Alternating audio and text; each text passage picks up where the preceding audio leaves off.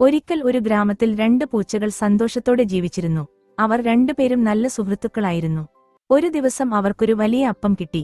അപ്പം കണ്ടതോടെ 2 പൂച്ചകൾക്കും ഒരുപോലെ സന്തോഷം തോന്നി. പക്ഷേ ഉടനെ തന്നെ തർക്കം തുടങ്ങി. ഒരു പൂച്ച പറഞ്ഞു, "ഈ അപ്പത്തിൽ എനിക്കാണ് കൂടുതൽ അവകാശം." മറ്റേ പൂച്ച പറഞ്ഞു, "അല്ല, എനിക്കാണ് കൂടുതൽ അവകാശം."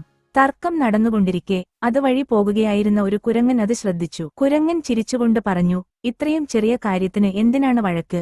ഞാൻ ന്യായമായി പങ്കിട്ട് തരാം." പൂച്ചകൾ സന്തോഷത്തോടെ സമ്മതിച്ചു. കുരങ്ങൻ അപ്പം 2ആയി മുറിച്ചു. പിന്നെ പറഞ്ഞു, "ഇത് ഒരുപോലെയല്ല, ഈ കഷണം വലുതാണ്." വലുതെന്ന് പറഞ്ഞ കഷണം കുരങ്ങൻ ഒന്നു കടിച്ചു.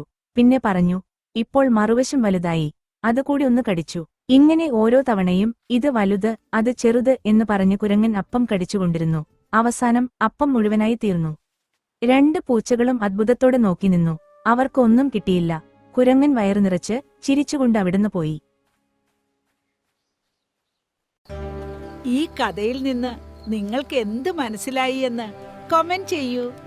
എന്റെ കുഞ്ഞുങ്ങളെ, ഈ കഥ നിങ്ങളുടെയൊക്കെ ഹൃദയത്തെ ഒന്ന് തൊട്ടിട്ടുണ്ടെങ്കിൽ അമ്മൂമ്മയെ സന്തോഷിപ്പിക്കാൻ ഒരു ചെറിയ ലൈക്ക് കൊടുത്താൽ മതി കേട്ടോ. നല്ല കഥകൾ ഇഷ്ടപ്പെടുന്ന നിങ്ങളുടെ കൂട്ടുകാർക്കും ഇത് ഷെയർ ചെയ്ത് കൊടുക്കണേ.